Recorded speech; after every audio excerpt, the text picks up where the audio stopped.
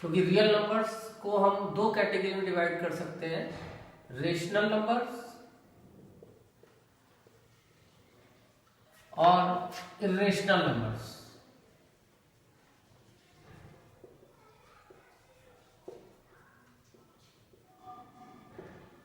वैसे हमें पता है कि रेशनल नंबर्स वो होते हैं जो p अपॉन q की फॉर्म में होते हैं, और इरेशनल नंबर वो होते हैं जो p अपॉन q की फॉर्म में एक्सप्रेस नहीं हो सकते, यानी कि रियल नंबर की दो कैटेगरी हो गई। अब रेशनल नंबर की तो हम बात नहीं कर रहे क्योंकि हम पहली वीडियो में और इससे पहले बहुत कुछ कर चुके हैं।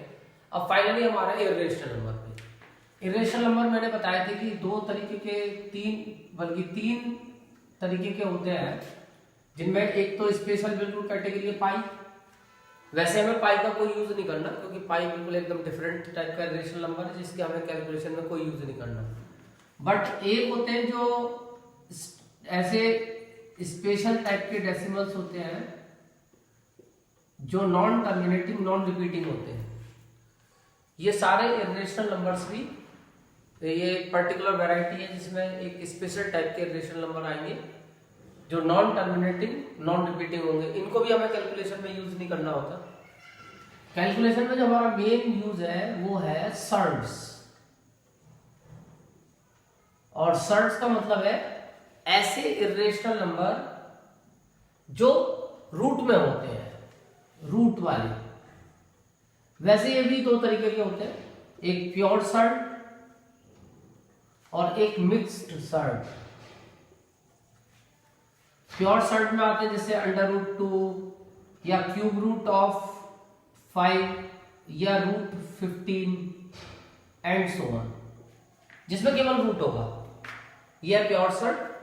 और एक होते मिक्स सर्ड जिसमें रेशनल भी साथ में होता है, जैसे 2 + √2, अभी वैसे मैं इसे बाद में समझाऊंगा, या जैसे 3√5 एंड सो ऑन, जिसमें रेशनल नंबर और ये रूट दोनों मिक्स होंगे। तो फाइनली हमारे पास ये दो सर्ड है और हमारा मेन फोकस इस सर्ड पे ही होगा। और सबसे ज्यादा जो लोगों को प्रॉब्लम होती है वो सर्ड्स में ही होती है। तो अब हमें सर्ड्स की कैलकुलेशन के बारे में सीखना है कि हम इसको किस तरीके से कैलकुलेट करते हैं। फिलहाल अब हम इस टॉपिक को आगे बढ़ाते हैं और हम देखते हैं कि रियल नंबर्स की कैलकुलेशन किस तरीके से होती है।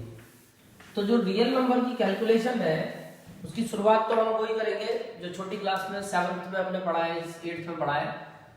और वो हमें पता है कि फर्स्ट केस की if we added subtracted multiply और divide,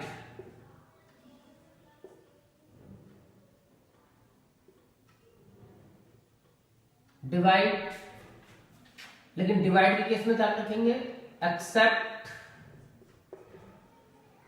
0। If we add, subtract, multiply or divide two rational numbers,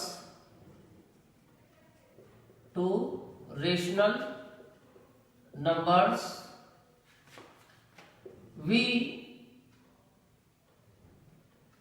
still get a rational number.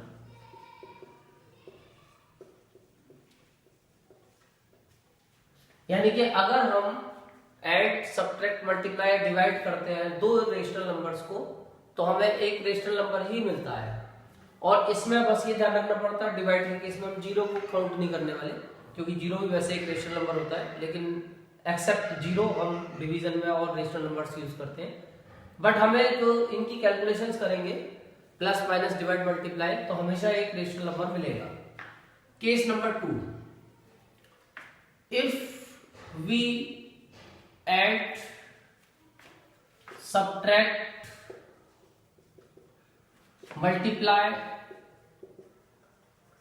or divide two irrational numbers,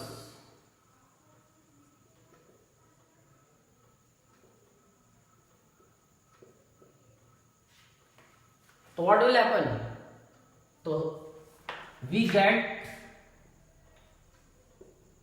an irrational number. Irrational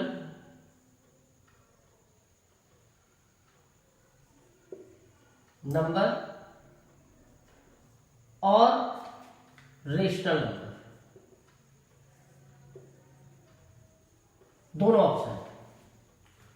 यानी कि आप वो वाला rule, जो पहला वाला rule था हमारा, वो वाला रूल काम नहीं करेगा। जो पहला वाला हमारा रूल था कि दो रेशनल नंबर को अगर हमने प्लस माइनस डिवाइड या मल्टीप्लाई किया तो हमें रेशनल मिलेगा। तो अगर हमने दो इरेशनल नंबर को प्लस माइनस डिवाइड या मल्टीप्लाई किया तो हमें इरेशनल नंबर नहीं मिलेगा। इरेशनल नंबर के साथ एक ऑप्शन है रेशनल का भी, यानी हमें रेशनल भी मिल सकता है और इरेशनल भी, दोनों ऑप्शन हमारे पास बनते हैं। जैसे फॉर एग्जांपल मैं तुम्हें दिखाऊं कि हमारे पास एक इरेशनल नंबर है √3 और एक हमारे पास दूसरा इरेशनल नंबर है -√3, और अगर हम इनको सॉल्व करते हैं तो plus minus minus √3 minus √3 is equal to 0, और 0 इज द रेशनल नंबर। तो ये जरूरी नहीं कि हम दो इरेशनल नंबर को प्लस या माइनस करते हैं तो हमें इरेशनल ही मिलता है। कभी कभी हमें रेशनल भी मिल सकता है और इरेशनल भी। हम कुछ नहीं कह सकते कि इस केस में हमारा आंसर क्या है। अब आता है हमारे पास तीसरा ऑप्शन। थर्ड केस में हमारे पास दो पार्ट है। पहला पार्ट, इफ वी ऐड और सब्ट्रैक्ट, दोनों केस है, ऐड और subtract A rational number and N irrational number,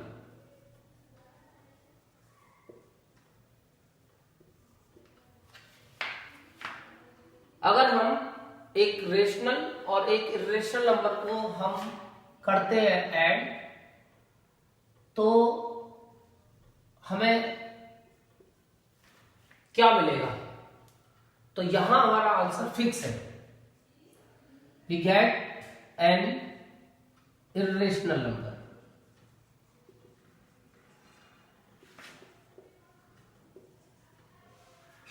यानी कि अगर हमने एक रेशनल और एक इरेशनल नंबर को प्लस या माइनस किया तो हमारा आंसर एक इरेशनल नंबर आएगा।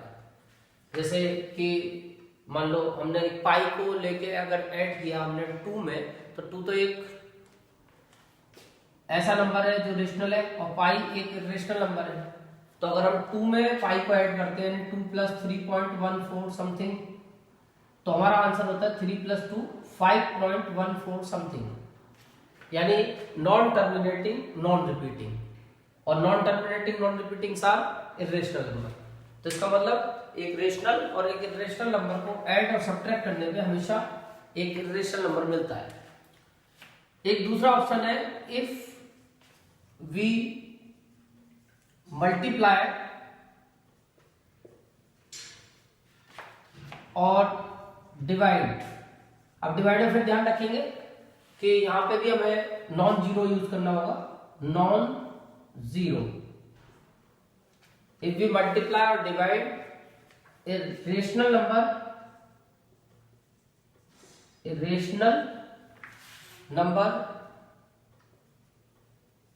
एंड इरेशनल नंबर,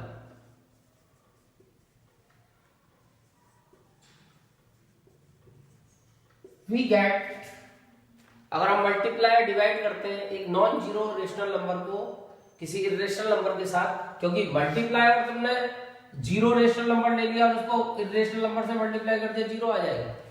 क्योंकि जीरो की किसी भी चीज से मल्टीप्लाई करते हैं हमेशा जीरो आता है, क्योंकि जीरो एक रेशनल नंबर होता है। तो इसका मतलब तो ये रूल बन गया कि रेशनल और इरेशनल को मल्टीप्लाई किया रेशनल आ गया। बट ये रूल नहीं है, क्योंकि यहाँ पे हम जीरो को एक्सक्लूड कर दिया पहले कि हम मल्टीप्लाई डिवाइड जो करेंगे वो जो रेशनल नंबर हम यूज करेंगे वो जीरो नहीं होगा, except zero, non zero rational number. तो हमारा जो रिजल्ट आएगा वो हमेशा एक इरेशनल नंबर आएगा, इरेशनल नंबर। तो हमारे पास ये जो कॉन्सेप्ट होता है, ये रूल्स हमें अपने दिमाग में रखने होंगे। और रूल्स को मैं एक बार रिवाइज करा दूं कि अगर हम ऐड सब्ट्रैक्ट मल्टीप्लाई डिवाइड करते हैं एक्सेप्ट जीरो किसी दो रेशनल नंबर्स को तो हमें एक रेशनल नंबर मिलता है। अगर हम ऐड सब्ट्रैक्ट मल्टीप्लाई डिवाइड करते हैं दो इरेशनल नंबर को तो हमें एक रेशनल नंबर या इरेशनल नंबर दोनों में से कोई एक ऑप्शन मिलेगा। बीच में ये और है, इट में भी रेशनल और इरेशनल दोनों ऑप्शन है। आंसर हमारा इरेशनल भी आ सकता है और आंसर हमारा रेशनल भी आ सकता है। लेकिन अगर हम ऐड सब्ट्रैक्ट कर रहे हैं किसी रेशनल नंबर को इरेशनल के साथ तो हमेशा आंसर हमारा इरेशनल आएगा। अगर हम मल्टीप्लाई डिवाइड कर रहे हैं किसी नॉन जीरो रेशनल को किसी इरेशनल के साथ तो आंसर हमेशा हमारा इरेशनल नंबर आएगा। तो ये रिजल्ट्स अब हम यहाँ पे ये थ्योरम्स हैं इनको भी याद रखेंगे और आगे इनका यूज भी कहीं होगा तो करना पड़ेगा। बट हमारा जो मेन काम है वो है इनकी कैलकुलेशंस। तो कैलकुलेशंस में अब हमें जो ध्यान रखना है सबसे पहले तो एक चीज का ध्यान रखना है कि हमें इनको करने के लिए याद करना पड़ेगा हमें laws of exponent, laws of exponents. वैसे तुमने बचपन से पढ़ेंगे लॉज ऑफ एक्सपोनेंट और ये भी एक बार रिवाइज करने पड़ेंगे। A to the power n, a to the power n n, a to the power n plus n. दूसरा लॉ होता है a to the power n upon a to the power m, a to the power n minus m. तीसरा होता है a to the power n whole power m, a to the power n into m. चौथा होता है a to the power N 8 into b whole power n is equal to a to the power n into b to the power n. ये हमारे laws of exponents है। तो हमारी जो shirts होती हैं, सर्ट्स का मतलब रूट, ये जो रूट होता है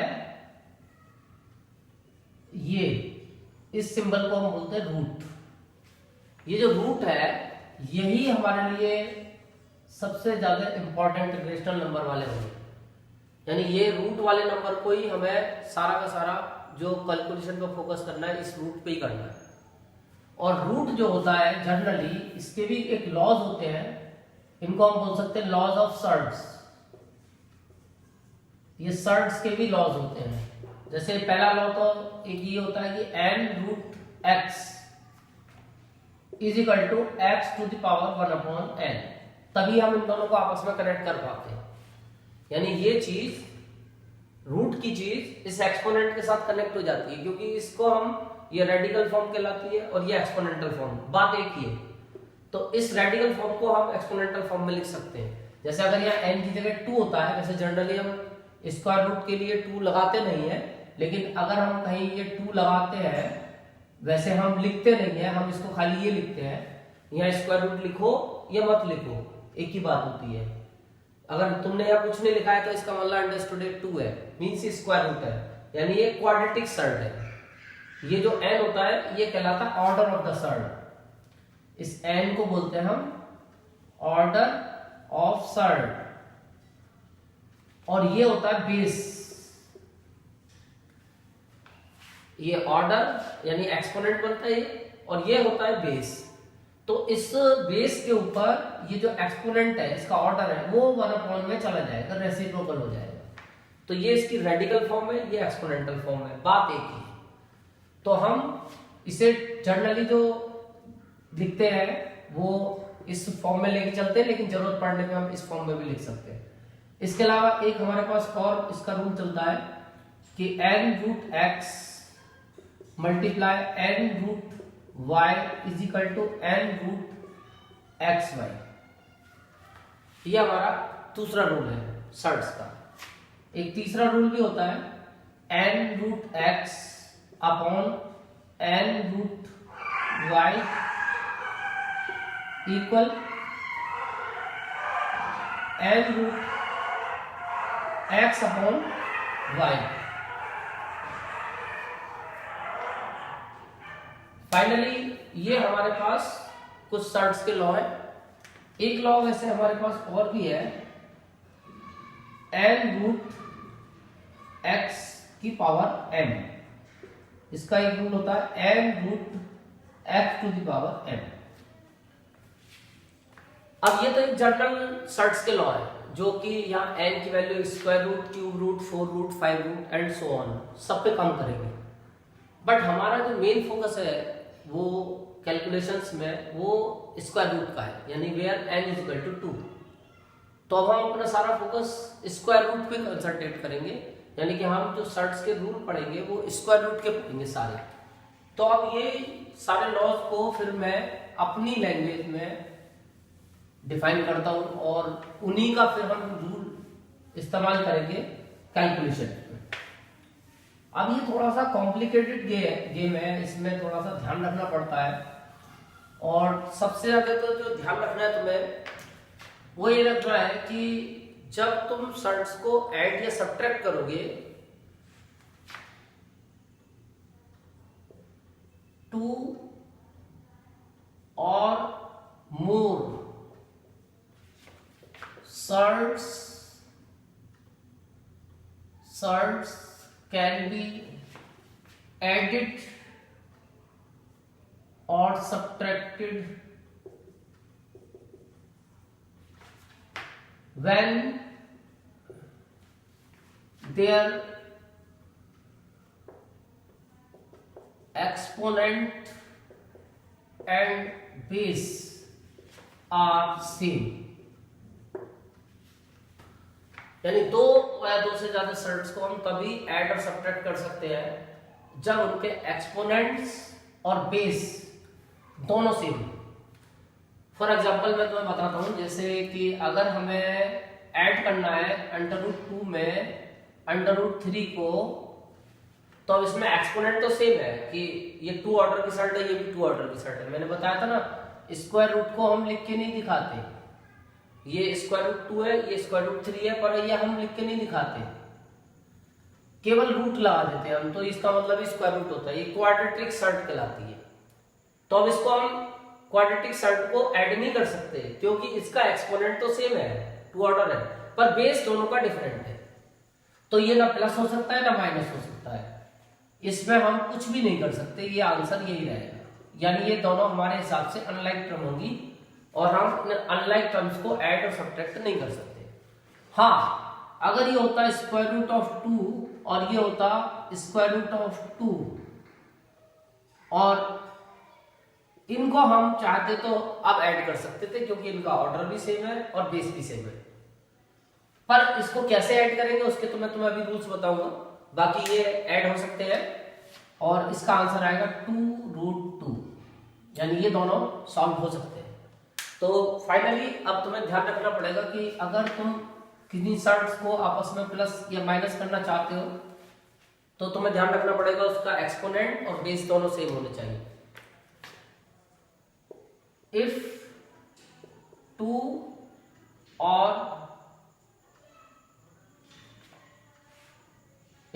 shirts can be multiply or divide, we must have their exponents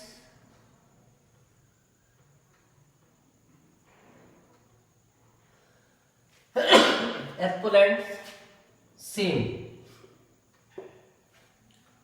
अगर हम दो सर्ट्स को मल्टीप्लाई या डिवाइड करना चाहते हैं तो we must have their exponent same, केवल उनके एक्सपोनेंट सेम होने चाहिए। यानी कि इसका मतलब ये हुआ कि हम √2 को मल्टीप्लाई √3 से कर सकते हैं क्योंकि अब इनका एक्सपोनेंट सेम है, बेस की जरूरत नहीं है, तो अब हम उनको मल्टीप्लाई कर सकते हैं, आंसर आ जाएगा √3 × 6। तो यही ये सारी प्रॉब्लम क्रिएट होती है कि प्लस माइनस के रूल्स अलग है, मल्टीप्लाई डिवाइड के रूल्स अलग है। तो ये सब चीजें हमें वहां पे जब कैलकुलेशन करते हैं तो ध्यान रखनी पड़ती है कि कब हम किस केस में मल्टीप्लाई कर सकते हैं, किस केस में डिवाइड कर सकते हैं। अब मैं तुम्हें कुछ सिंपल क्वेश्चन यहाँ पे ऐड, सब्ट्रैक्ट और मल्टीप्लाई के करके दिखाता हूँ जिससे कि तुम लोगों को पता चलेगा। लेकिन उससे पहले मैं तुम्हें कुछ इसके रूल्स बता दूं, जनरल रूल्स जिनको तुम अपने दिमाग में रखना हमेशा ये वैसे मैंने खुद अपने तैयार कर रखे हैं, बुक में तो ऐसे दिया नहीं होता है, पर मैंने जनरली तैयार किए हुए, जिससे तुम्हें याद रहेगा कि हम यहाँ पे ही जो 2 शर्ट ले रहे हैं, क्योंकि हम यहाँ फोकस करेंगे शर्ट्स में केवल क्वाड्रेटिक शर्ट, कैलकुलेशंस हमें केवल क्वाड्रेटिक शर्ट्स की करनी है। तो ये जो 2 क्वाड्रेटिक शर्ट्स है, ऑर्डर सेम है इनका, ये दोनों क्वाड्रेटिक शर्ट्स आपस में प्लस और माइनस नहीं हो सकती, क्योंकि इनके ऑर्डर तो सेम है बट इनके बेस डिफरेंट है, इसलिए हम इनको ना प्लस कर सकते हैं ना माइनस, ये ऐसे ही रहेंगे, इनका कुछ नहीं हो सकता। यानी हमारे हिसाब से माना जाए तो अनलाइक टर्म्स है, और अनलाइक टर्म्स को हम कभी प्लस माइनस नहीं कर सकते। फिर ये ऐड नहीं हो सकती तो क्या ऐड हो सकती है? तो अब हमें ऐड करने के लिए मैंने अभी बताया था कि उसके लिए हमारे पास एक्सपोनेंट भी सेम होना चाहिए और बेस भी सेम होना चाहिए। तो हम यहाँ देख रहे हैं एक्सपोनेंट तो ऑलरेडी 2 है, बेस भी इनका सेम है x, दोनों का बेस सेम है, एक्सपोनेंट भी सेम है, तो हम इनको ऐड और सब्ट्रैक्ट कर सकते हैं। तो उसके लिए हम देखते हैं कि यहाँ पे जो कैलकुलेशंस करते हैं हम, वो जनरली वही वाली रफ कैलकुलेशन करते हैं, जैसे हमें x प्लस x करना है, तो आंसर क्या होता है? तो x प्लस x का जो आंसर होता है, हम x को तो ऐड कर ही नहीं सकते, हम कैसे सोचते हैं 1x प्लस 1x, एक x और एक x, 1x और 1x मिला के 2x, सिंपल। यानी हमें x को यूज नहीं करना, हमें केवल इनके जो आगे क्वांटिटी होती है उस क्वांटिटी को सॉल्व करना होता है। तो ऐसे ही हम यहाँ पे भी करेंगे, हमें इस रूट x को ऐड नहीं करना, जो इसके आगे नंबर होता है, जैसे यहाँ a है और सपोज यहाँ पे b है, और जब यह कुछ नहीं होगा, जैसे √2 मिल गया, अब इसके आगे तो कुछ नहीं है, तो इस a की वैल्यू 1 हो जाएगी, क्योंकि 1√2 बोलेंगे इसे, ये 1√2 है, ये a√x है और ये b√x है, तो इसकी वैल्यू कुछ नहीं होती, तो a और b की वैल्यू 1 होती है, वरना तुम्हें कोई वैल्यू मिल जाए। तो जब हम इसको ऐड करेंगे तो हमें केवल ये जो आगे वाले नंबर से इनको सॉल्व करना है, a प्लस या माइनस b√x। यानी कि जब ऐड और सब्ट्रैक्ट करेंगे तो देख लेंगे ऑर्डर सेम होना चाहिए और बेस सेम होना चाहिए। नंबर 3, मल्टीप्लाई हम कर सकते हैं, √x इंटू √y मल्टीप्लाई हो सकती है भैया, और मल्टीप्लाई क्या होती है? सिंपल होती है √xy। वो मैंने लॉज ऑफ एक्सपोनेंट वो सर्ट्स जो अभी लिखवाए थे उसमें 2 लगाओगे तो यही आंसर आ जाएगा। ऐसे ही इसके अलावा डिवाइड भी हो सकता है, a√x एक सर्ट है और a√y एक दूसरी सर्ट है, डिवाइड हो सकता है। और डिवाइड क्या करेंगे? नंबर को नंबर से डिवाइड कर देंगे अगर नंबर है तो, और रूट में एक दूसरे को डिवाइड कर देंगे √xy। तो ये हमें फाइनली 4 रूल्स याद रखने पड़ेंगे। अच्छा, एक बहुत ही कॉमन रूल है, वैसे तो वो रूल यहां से तैयार हो जाएगा और उसको याद कर लेना, √x इंटू √x। फाइनली वैसे तो ये √x² हुआ, लेकिन शायद तुम्हें पता होगा स्क्वायर से स्क्वायर रूट कैंसिल हो जाता है, यानी जब कोई चीज 2 बार होती है तो इसको हम कैंसिल करके स्क्वायर रूट को, और इसको हम लिख सकते हैं x। और या इसको अगर एक्सपोनेंटल सॉल्व करो तो जो सबसे पहले मैंने रूल बताया था कि जो रूट होता है इसको कैंसिल करके रूट को, तुम्हें मैंने बताया था कि ये स्क्वायर रूट है तो इसको हटाएंगे, जैसे ये वाला रूल था n√x इजिकल टू, अगर है हमारे पास a, तो जब यहां से रूट हटेगा तो ये इसके ऊपर एक्सपोनेंट चढ़ जाता है, यानी x इजिकल टू a⁴1/n। यानी यहां से तुमने रूट कैंसिल करा तो वो रूट इसके ऊपर होल पे चला जाएगा, यानी कि ऐसे समझो कि इसको हम ऐसे लिख सकते हैं x⁴1/n, यानी इस बेस के ऊपर ये चीज 1/n में आ जाती है। तो जब यहां से स्क्वायर रूट हटाएंगे तो ये हो जाएगा x² 1/2। अब जब इन दोनों को मल्टीप्लाई करोगे तो ये हो जाएगी x⁴1, क्योंकि 2 × 1/2, तो फाइनली आ जाएगा x। तो इसको तुम कई तरीके से समझ सकते हो। तो फिलहाल तुम एक रफ तरीके से ये भी समझ सकते हो कि तुम डायरेक्ट भी आज के बाद इसको याद कर सकते हो कि अगर ये रूट सेम है और हम इन दोनों की मल्टीप्लाई कर रहे हैं तो इसका आंसर हमेशा x होगा। जैसे √2 × √2 2, √3 × √3 3। तो ये मैंने शॉर्टकट में तुम्हें याद कराया, इसको शॉर्टकट में याद करना है। अब इसके बाद मैं तुम्हें इसमें कुछ इसके क्वेश्चंस बताऊं कि जिससे तुम्हें कम से कम ये चारों बेसिक कॉन्सेप्ट आ जाए कि प्लस माइनस डिवाइड मल्टीप्लाई हम किस तरीके से करते हैं। तो मैं इसके कुछ क्वेश्चन तुम्हें करा देता हूं प्लस माइनस डिवाइड मल्टीप्लाई के। लेकिन इसमें तुम एक बात ध्यान रखोगे कि प्लस माइनस डिवाइड मल्टीप्लाई करते समय तुम्हें ध्यान देना पड़ेगा कि जो हमारी वो चलो मैं एक जनरल क्वेश्चन ले लेता हूँ, बुक मेरे पास नहीं है इस समय, कि जैसे हमें सॉल्व करना है सिंपलीफाई। सपोज मैंने तुम्हें एक नंबर दे दिया √32 प्लस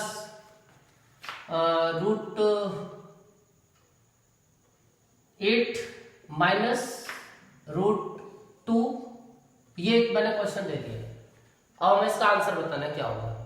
तो हमारे पास ये अगर देखा जाए जो मैंने तुम्हें रूल बताया था, तो उस रूल के अकॉर्डिंग तो ये सॉल्व भी नहीं हो सकते, क्योंकि इनका ऑर्डर तो सबका सेम है बट इनका बेस सबका डिफरेंट है। इसका 8, इसका 2, इसका 32। तो इस हिसाब से मेरे रूल के अकॉर्डिंग तो ये हुआ कि बेस सेम नहीं है तो ये ऐड सब्ट्रैक्ट नहीं होते। लेकिन एक बात का हमें हमेशा ध्यान रखना है कि आज के बाद कोई भी अगर हम क्वेश्चन सॉल्व करेंगे रूट्स का, तो हमेशा पहले जो हमारे पास सर्ट्स होती है वो दो तरीके की होती है, एक तो प्योर और एक मिक्स्ड। तो कभी कभी ऐसा होता है कि कुछ प्योर सर्ट्स ऐसी होती है जिसको हम मिक्स फॉर्म में शो कर सकते हैं। जैसे √2 को हम कुछ नहीं कर सकते, √2 प्योर ही रहेगी। √3 को भी हम कुछ नहीं कर सकते, √5 को, यानी जितने प्राइम नंबर वाली सर्ट्स हैं उनका हम कुछ नहीं कर सकते। बट जो कंपोजिट नंबर वाली कुछ सर्ट्स हैं उनको हम आपस में कन्वर्ट कर सकते हैं। जैसे कि सबसे पहले है √8। √8 को हम अगर सॉल्व करें तो इसे हम मिक्स्ड फॉर्म में लिख सकते हैं। कैसे लिख सकते हैं? तो इसमें अगर हम इसके फैक्टर करते हैं 2 × 2 × 2, तो हम देखते हैं इसमें 2 का पेयर बन जाएगा। तो जिस भी नंबर के प्राइम फैक्टराइजेशन में अगर पेयर बन जाए सेम प्राइम नंबर का, तो इनके ऊपर से ये स्क्वायर रूट कैंसिल हो जाएगा, क्योंकि स्क्वायर बन जाएंगे। अभी थोड़ी देर पहले मैंने बताया था। तो इस पेयर में से एक नंबर हम इसके बाहर निकाल देंगे और जो बचेगा अंदर रह जाएगा। जैसे तुम्हें ध्यान होगा, तुमने 8th क्लास में प्राइम फैक्टर मेथड से स्क्वायर रूट निकाला होगा, सेम वही चीज है। अब इसके पेयर नहीं बने तो ये अंदर ही रहेगा रूट के, जिसके पेयर बन गए वो बाहर निकल जाएगा। तुम इसको चाहो तो इस रूल से रिवर्स भी कर सकते हो, √x × √y = √xy। अब मान लो कि ये x है और ये y है, ये x और ये y। अब तुम चाहो तो इसको रिवर्स लिख सकते हो। मैथ्स में हमेशा ध्यान रखते हैं कि फॉरवर्ड तो चलते हैं, बैकवर्ड भी चलते हैं। जब तक बैकवर्ड चलना नहीं सोचोगे तब तक मैथ्स में प्रॉब्लम रहेगी। तो बैकवर्ड चलना सीखो। तो हम इसको x, इसको y मान लें, तो ये √x × y है। तो हम इसको अलग अलग कर सकते हैं, यानी इसको हम ऐसे कर सकते हैं √2 × 2 × √2। अब ये तो हम समझ गए, क्योंकि 8th में हमने पढ़ा कि जब इसके रूट के अंदर ये सारे नंबर पेयर में है तो इसका तो रूट कैंसिल हो जाएगा, ये तो 2 हो जाएगा और ये √2 ऐसा ही रहेगा। तो फाइनली आंसर आ गया 2 √2। तो यानी हमने √8 को 2 √2 लिख दिया। तो ये इसकी प्योर फॉर्म है और ये इसकी मिक्स्ड फॉर्म है। तो हम कभी भी किसी सर्ट को अगर कैलकुलेट करने की कोशिश करते हैं तो हम हमेशा ध्यान रखते हैं कि अगर हमें वो मिक्स फॉर्म में कन्वर्ट की जा सकती है तो हमें जरूर करनी चाहिए। और जनरली कौन सी होती है, जो मैं कुछ फिक्स है वो मैं तुम्हें बता देता हूँ। जैसे सबसे पहली तो तुम्हें दिखी गई कि सबसे पहले जो हो सकती है वो √8 है। हमेशा √8 को कभी भी यूज करो, 2 √2 लिखो। इसके बाद √9 नहीं हो सकती, वो तो 3 है। √10 नहीं हो सकती, 11 नहीं हो सकती, 12 हो सकती है, क्योंकि 12 के फैक्टर होते हैं 4 × 3 = 12, यानी 2 √3। इसके बाद 13 तो प्राइम नंबर है, वो तो होगी नहीं। 14 नहीं हो सकती, 15 भी नहीं हो सकती, क्योंकि 3 × 5 = 15 होते हैं। 16 तो परफेक्ट स्क्वायर है, 4 होगा उसका आंसर, तो रेशनल नंबर है। 16 का 17 नहीं हो सकती, 18 हो सकती है। नेक्स्ट हमारी फिर 18 हो सकती है। 18 को अगर हम फैक्टराइज करें 3 × 3 = 9 और फिर इनटू में 2 रहेगा, तो 3 √2 हो जाएगा। तो ये बात तुम्हें ध्यान रखनी पड़ेगी। कभी भी जब भी सर्ट्स को कैलकुलेट कर रहे हो तो सबसे पहले फोकस करो क्वेश्चन में कि अगर तुम्हें क्वेश्चन में जो भी सर्ट मिली है उनको कोशिश करो कि क्या वो मिक्स फॉर्म में आ सकती है। अगर वो मिक्स फॉर्म में आ जाए तो पहले उनको मिक्स लिखो, उसके बाद क्वेश्चन स्टार्ट करो, उसके बाद ही तुम्हें फिर सही कैलकुलेशन से आंसर मिलेगा। वरना तो इस हिसाब से तो ये अनलाइक टर्म्स हो जाए, कुछ होगा ही नहीं इसमें। लेकिन ऐसा कुछ नहीं है, इसमें तो अभी बहुत कुछ होगा, जरा देखो। तो इसके लिए तुम्हें क्या करना पड़ेगा, जो अगर क्वेश्चन में तुम्हें कहीं जो सर्ट मिली है वो प्योर फॉर्म में है और उसको तुम मिक्स बना सकते हो तो मिक्स बनाओ पहले। तो अब 32 को पहले मिक्स फॉर्म में कन्वर्ट कर लो, तो इसके फैक्टर हो जाएंगे 2 इंटू 2 इंटू 2 इंटू 2 इंटू 2, और 8 के भी फैक्टर हो जाएंगे 2 इंटू 2 इंटू 2। फैक्टर जरूर कर लो, इसके कुछ नहीं होंगे तो ऐसे ही रहेगा। अब तुम देखोगे कि ये पेयर बन गया, एक ये पेयर बन गया, एक ये पेयर बन गया, तो फाइनली इसमें से एक 2 आ जाएगा बाहर, एक इसमें से 2 बाहर आ जाएगा, और इसमें कुछ नहीं, ये √2 ऐसे रहेगा। इसमें से एक 2 बाहर आ जाएगा और ये √2 ऐसे ही रहेगा, ऐसे ये √2। तो अब इसको हम पढ़ेंगे 2 इंटू 2, ये तो रेशनल नंबर है, तो 4√2 प्लस 2√2 और माइनस √2। अब इसके साथ कुछ नहीं है, जैसे इसके साथ 4√2 है, ये 2√2 है, अब ये कुछ नहीं है तो 1√2 है। अब तुम देखोगे कि कैलकुलेशन का तरीका वही यूज करना जो बताया था कि तुम्हें इसको कैलकुलेट करने के लिए क्या करना पड़ेगा, तुम्हें जो इसके आगे वाले रेशनल नंबर है उनको सॉल्व करना है, यानी 4 प्लस 2 माइनस 1, और ये √2 कॉमन लेके ऐसे ही आ जाए, इस √2 का हमें कुछ नहीं करना। अब जब इसे तुम सॉल्व करोगे तो 4 प्लस 2 6, और 6 में से बन गया 5, तो फाइनल आंसर होगा हमारा 5√2। तो इस मेथड से हम सर्ट्स को प्लस या माइनस कर सकते हैं। अब आता है इसके बाद सेकंड ऑप्शन, मल्टीप्लाई और डिवाइड। तो मैं एक क्वेश्चन ऐसा लेता हूं जिसमें मैं तुम्हें मल्टीप्लाई और डिवाइड करके दिखाता हूं। तो मल्टीप्लाई डिवाइड भी हम कर सकते हैं। मल्टीप्लाई डिवाइड के लिए मान लो मैं दूसरा क्वेश्चन लेता हूं कि ये भी मान लो सिंप्लीफाई है, सिंप्लीफाई, और इसमें तुम्हें मल्टीप्लाई करना है, सपोज करो √18 को मल्टीप्लाई करना है मान लो √6 से। तो अब मल्टीप्लाई में तुम्हें ध्यान रखना है कि ऑर्डर सेम है और बेस भले ही अलग अलग है, लेकिन तुम मल्टीप्लाई कर सकते हो। इसमें तुम्हें ये देखने की जरूरत नहीं कि ऑर्डर के साथ साथ बेस भी सेम होना चाहिए तभी मल्टीप्लाई, तभी नहीं, मल्टीप्लाई कैसे भी हो जाएगी, बस ऑर्डर देखते हैं, ऑर्डर सेम होना चाहिए। तो अब मल्टीप्लाई का तो वही रूल है, √x इंटू √y √xy, यानी 18 इंटू 6। वैसे तुम्हारा आंसर आ जाएगा मल्टीप्लाई करके, लेकिन वही है कि ध्यान रखना है कभी भी आंसर को अगर सिंप्लीफाई कर सकते हो तो कर लो। तो सिंप्लीफाई करने के लिए इसके फैक्टर्स तुम कर सकते हो 2 इंटू 3 इंटू 3, 9 to 18 और 2 इंटू 3। फाइनली 3 का एक पेयर ये बन गया और 2 का एक पेयर ये बन गया। बस ये 3 विदाउट पेयर है, तो इसमें से तो एक 2 आ जाएगा, इसमें से एक 3 आ जाएगा, और ये √3 ऐसे रहेगा। तो फाइनल आंसर हमारा आ जाएगा 6√3। इसके बाद अब हमारे पास एक ऑप्शन डिवाइड का भी है, एक क्वेश्चन डिवाइड का भी कर सकते हैं हम। तो जैसे डिवाइड का ऑप्शन है हमारे पास, एक नंबर है √60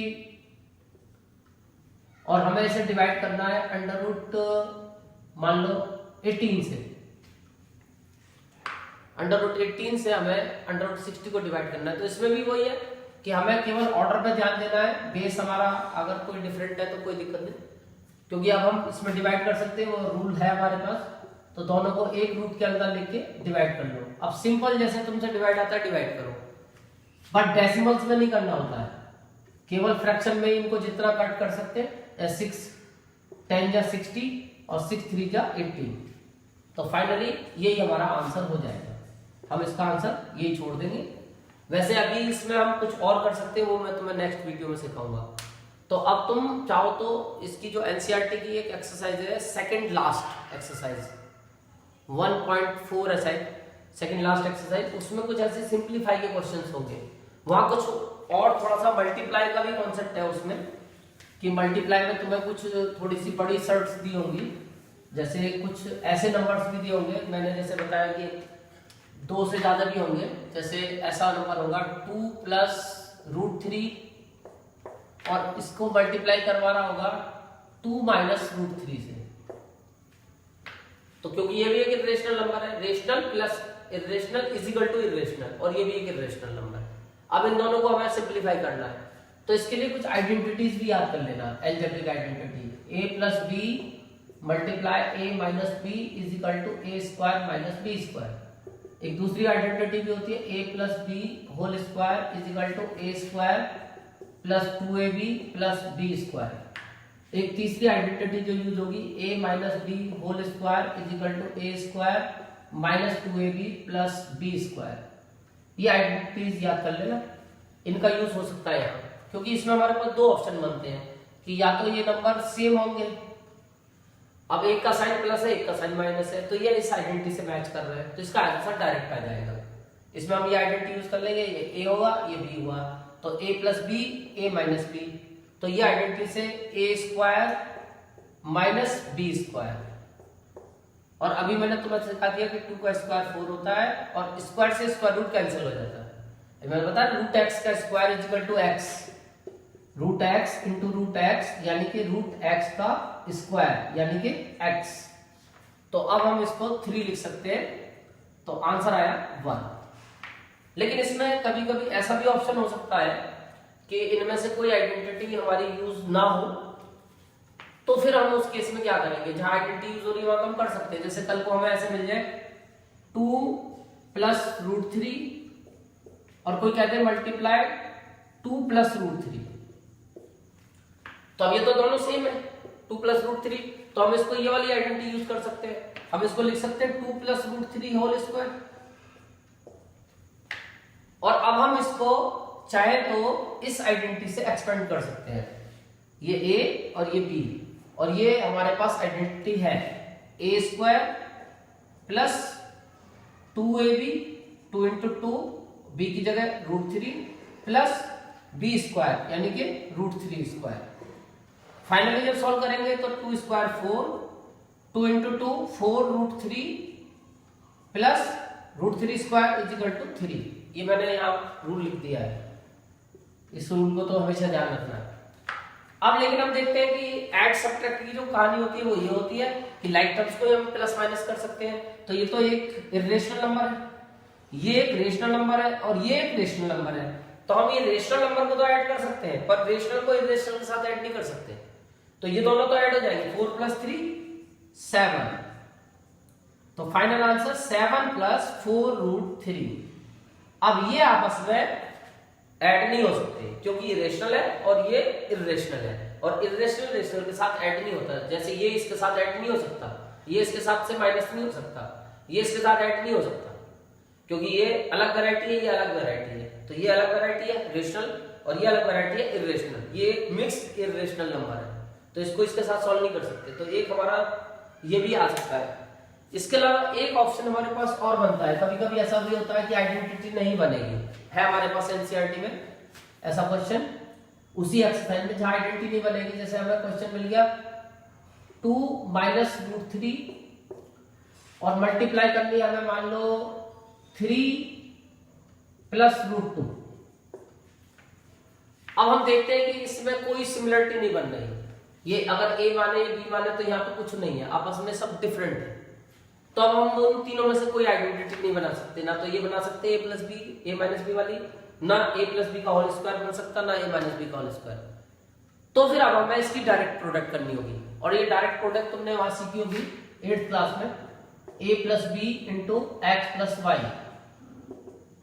अगर इसकी डायरेक्ट प्रोडक्ट करनी है तो पहले इस वाले फर्स्ट टर्म से इस पूरे बाइनोमियल को मल्टीप्लाई करेंगे x प्लस वाई, फिर इस सेकंड टर्म से फिर इस पूरे को मल्टीप्लाई करेंगे और इसके बाद फिर इनकी इंडिविजुअल मल्टीप्लाई करेंगे। पहले x की a से ax, फिर x की y से ay, फिर b की x से bx, फिर b की y से dy।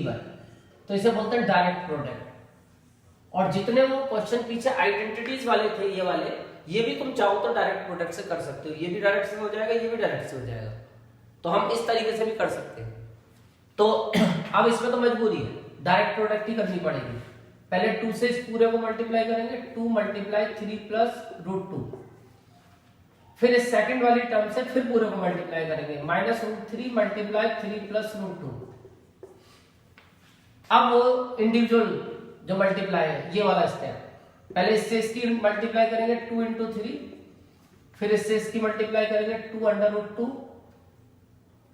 फिर इससे इसकी मल्टीप्लाई करेंगे रूट 3 इंटू 3, फिर इसकी इससे मल्टीप्लाई करेंगे तो माइनस की प्लस से मल्टीप्लाई होगी, माइनस आएगा under root 3 into under root 2।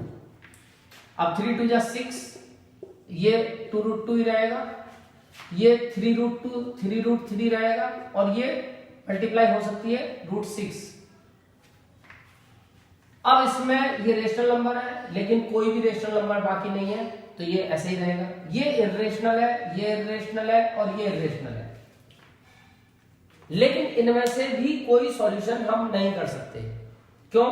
क्योंकि इसका बेस 2 है, इसका बेस 3 है, इसका बेस 6 है, सबके बेस अलग अलग है, जबकि हमें प्लस या माइनस करने के लिए ऑर्डर के साथ साथ बेस भी देखना पड़ता है, तो ये भी आपस में सॉल्व नहीं हो सकते।